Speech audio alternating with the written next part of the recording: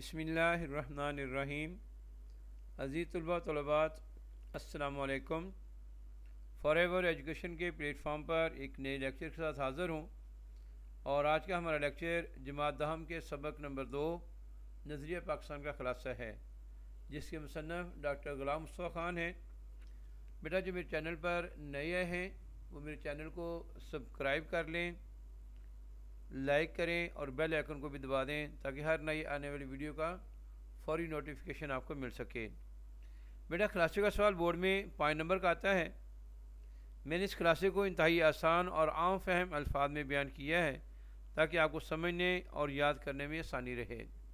جب ہم نے کلاسہ شروع کرنا ہے تو سب سے پہلے ہم 605 مارکر کے ساتھ سبق کا عنوان نظریہ پاکستان لکھیں گے، پھر مصنف کا نام ڈاکٹر غلام مصطفیٰ خان، یہ بھی 605 مارکر سے لکھیں گے۔ اس کے بعد اصناف ادب، مضمون۔ مسلمانوں نے ہمیشہ رواداری کو اپنا شیوا بنایا۔ جب کفر و الحاد نے غلبہ حاصل کرنا چاہا تو مسلمان ان کے مقابل ڈٹ کر کھڑے ہو گئے۔ بادشاہ اکبر کی بے جا رواداری اور ملکی سیاست میں ہندوؤں کے عمل دخل نے مسلمانوں کی عملی زندگی کو بھی متاثر کر کے رکھ دیا۔ چنانچہ اکبر بادشاہ کے آخری دور میں اسلام کی سربلندی کے لیے حضرت مجدد الف ثانی میدان میں آئے۔ آپ نے جہانگیر کے زمانے میں دین کی خاطر قید و بند کی سختیاں برداشت کی، اسلامی قدروں کو نئے سرے سے فروغ دیا۔ ان کے اثر سے شاہ جہاں اور ان کے بیٹے دین کے خادم بن گئے۔ مغلیہ سلطنت کے زوال کے بعد انگریزوں نے اپنے قدم جمائے اور ملک میں انتشار پھیل گیا۔ اسلام کی سربلندی کے لیے میسور کے سلطان حیدر علی اور اس کے بیٹے ٹیپو سلطان نے ہندوؤں اور انگریزوں کا مقابلہ ڈٹ کر کیا۔ اپنوں کی غداری کی وجہ سے وہ کامیاب نہ ہو سکا۔ اسی زمانے میں شاہ ولی اللہ دہلوی اور ان کے بیٹوں نے مسلمانوں کو معاشرتی برائیوں سے دور کرنے کی تحریک شروع کی۔ پھر ان کے پوتے شاہ اسماعیل دہلوی اسلامی اصولوں کو دوبارہ رائج کرنے اور ملک کو غلامی سے آزادی کرانے کی کوشش میں 1831 عیسوی میں شہید ہو گئے۔ مسلمانوں نے 1857 میں اپنے قدم جمانے کی کوشش کی، لیکن انگریزوں کے سامنے ان کا بس نہ چلا۔ ایسے میں سر سید احمد خان نے انگریزوں سے مفاہمت کو غنیمت جانا۔ ہندوؤں نے 1885 میں کانگریس کی بنیاد ڈالی، جو صرف اور صرف ہندوؤں کی نمائندہ جماعت تھی۔ پھر نواب وقار ملک نے 1906 عیسوی میں کل ہند مسلم لیگ کے نام سے مسلمانوں کی ایک الگ سیاسی جماعت کی بنیاد ڈالی۔ اسی زمانے میں پہلی جنگ عظیم 1914 میں شروع ہوئی، جس میں انگریزوں کا مقابلہ جرمنی سے ہوا اور ترکی نے جرمنی کا ساتھ دیا۔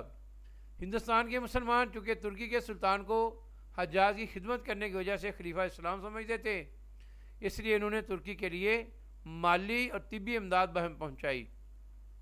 اس جنگ میں انگریزوں نے فتح حاصل کی تو ترکی کی وسیع سلطنت کے ٹکڑے ٹکڑے کر دیے۔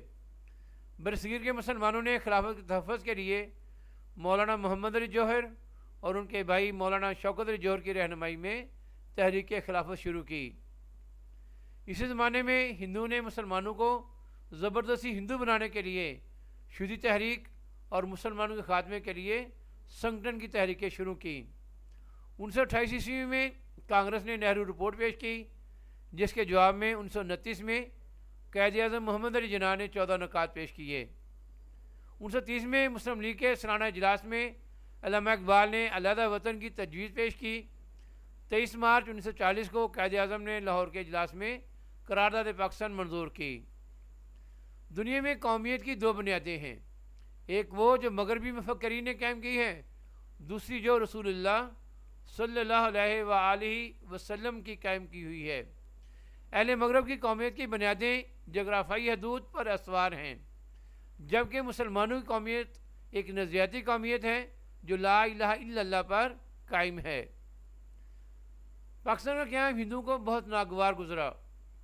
قائد اعظم کی پرخلوص قیادت، مسلمانوں کی یقین، اتحاد اور عمل فہم کی وجہ سے 14 اگست 1947 عیسوی کو پاکستان معرض وجود میں آ گیا۔ نظریہ پاکستان کا مقصد پاکستان کو ایک اسلامی اور فلاحی مملکت بنانا ہے۔ ہمیں کوئی ایسا قدم نہیں اٹھانا چاہیے جس کی وجہ سے اللہ تعالیٰ اور اس کے رسول صلی اللہ علیہ وآلہ وسلم کے سامنے شرمندہ ہونا پڑے۔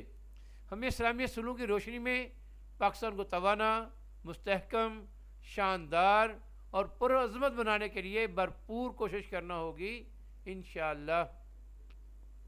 اچھا بیٹا، یہ آج کا لیکچر، امید ہے آپ اس سے مستفید ہوں گے۔ آپ خود بھی اس لیکچر کو سنیں، اس ویڈیو کو سنیں، اور اپنے دوست احباب میں بھی اس کو شیئر کریں تاکہ زیادہ سے زیادہ لوگ اس سے مستفید ہو سکیں۔ جزاک اللہ۔